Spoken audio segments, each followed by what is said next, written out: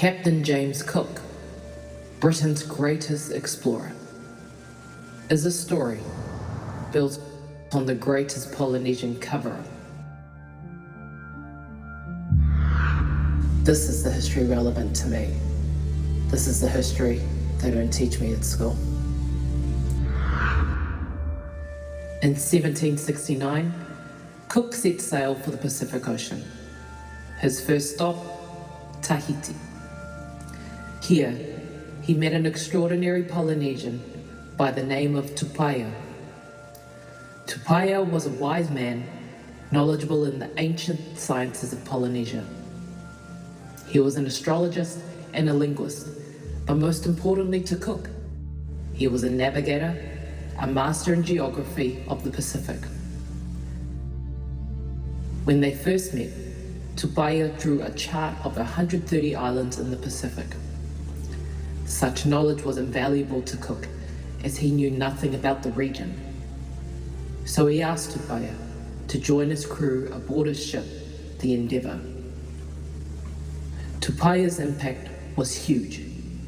Everything Tupaia said, Cook did. 26th of July, 1769.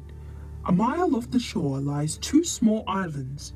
Tupaia says there is a channel to a very good harbor. 27th of July, 1769. We discovered a small low island. Tupaia knows it. He says it produced nothing but a few coconuts. Tupaia told us there is a very good harbor with a reef.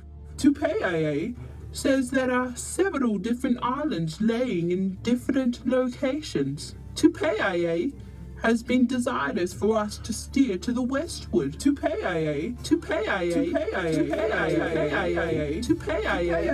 doesn't matter. Tupaia this, Tupaia that, Tupaia everything. Tupaia navigated the Endeavour using only the stars, the elements, and his wisdom.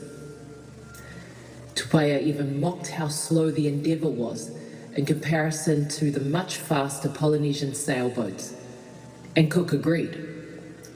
Wherever they went, Tupaia was able to communicate with the people in his own language. Even to this day, the Māori of Aotearoa speak highly of Tupaia in remembrance.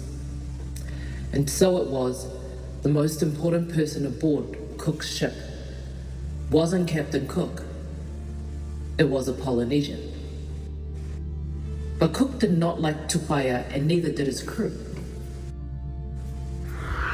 The sailors see themselves as degraded by an Indian. In Britain at this time, dark-skinned people were slaves. So imagine how embarrassing it was for the crew of the Endeavour to be made to look incompetent by a dark-skinned Polynesian. Fact of the matter is, without Tupaia, Cook and his crew would fail. From New Zealand, the Endeavour sailed on to map the east coast of Australia, then on to Jakarta in Indonesia on its way back to England. Sadly, in Indonesia, Tupaia died. On his deathbed, he cried to see his Pacific home again. Cunningly, when Tupaia died, Cook ignored him.